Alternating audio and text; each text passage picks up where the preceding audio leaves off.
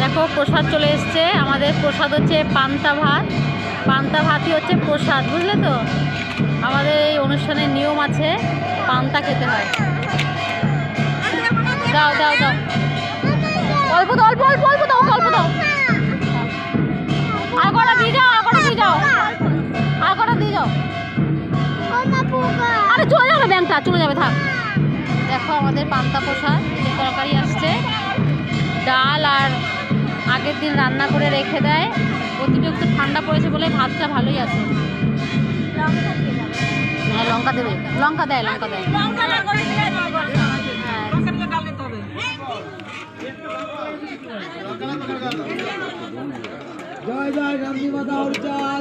এখানে দেবো, এখানে ডাল পড়েছে, প্রসাদ।